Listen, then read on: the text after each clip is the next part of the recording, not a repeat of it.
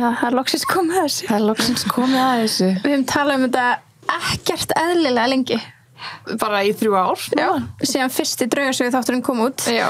Það hefur talað okkur langa að fá eitthvað sem að tengist miðlum og vera næmur og svona, og hinga til okkar komnar eru miðlakastið. Velkomnar. Takk fyrir. Hérna, þetta er Þóra og Guðrún. Það vil kannski kynna ykkur.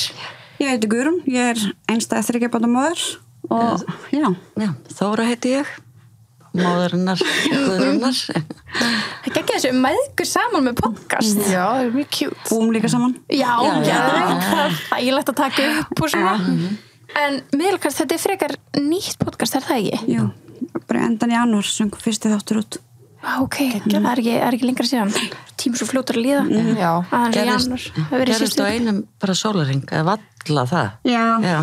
Það var eiginlega sko Inga sem að, þú veist, peppa þetta sko áfram. Já. Er þú vinkona hennar? Eða? Já, því það, ok. Þú veist, hún var bara, okkur vantar svona miðlakast, eða þú veist. Sammála. Og þegar hún heyrði að mamma var í miðl, þá hún bara, ok, þetta er bara slegið. Let's do this. Já, það gerist bara yfir nótt, sko. Já. Og þeir eru búin að vera að gera alls konar þætti, fá gesti og svona. Eða vil ég segja ykkur hans bara frá podcast, hvað miðlakasti, hvað snýst það og hvað er svona ykkar markmið með að... Sko, basically bara taka í burtu en þessar hræðslu við miðla. Já. Og þetta tabú, veist, við orðið miðl. Já. Þú veist, minna áður fyrir sem ég hef sagt oft í þætti, þá voru nornar brendar að báli, skiluru. En þetta voru bara miðlar. Já, þetta voru bara konur sem voru næmar, fundi eitthvað á sér. Þú veist. Og já, við fáum til okkar miðla, fáum til okkar fullt af svona næmu fólki. Meira þess að eitt þáttur sem fór bara í ruslið, sko.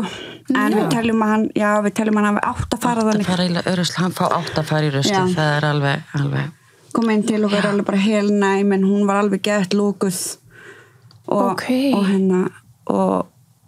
veist, ég nefnilega finn alltaf fyrir látnu fólki. Það? Já, og og náinn ættingin hennar var hana og það tók svo á hana og hún þorði ekki að koma aftur. Wow. Já. Wow, þetta er já, þannig að þú finnur alveg fyrir láttu fólki hjá fólki sem þú ert að tala við, ekki bara, þú veist, þínum eigin. Ekki bara, nei. Veist, það er einhver gömul kona sem býr heima mér, sko. Já. Ég er alltaf að heyra henni, alltaf að hvað sagði mamma? Nei. Ég var ekki að segja neitt, ok, gamla kona. Oh my god. Það er bara gaman að, þú veist, miðlar eru svo mismunandi. Það er engin eins. Það er áslega gaman að því að, og svo eins og varst að tala með þetta tabú, að það er að miðlar og spákonan voru taldi bara geðveikar. Hvað er að þér? Þú veist, voru oft bara lokaðir inni á deild. Það er bara...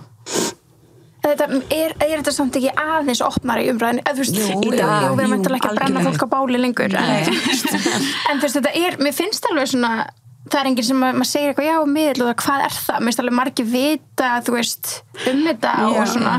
Mér stildi með sér svo Katrín og Stabbi hafa rutt brautina. Hvað varðar þetta?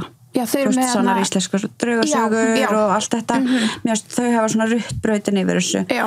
En það vantar þeim eitt svona, þú veist, að fá actually miðlana til þess að koma og segja. Algjörlega. Þú veist, við erum búin að fá einn heilara, mamma með sko brjóskeyðingu og ég tók upp á myndmann þar sem hann var að heilana. Já.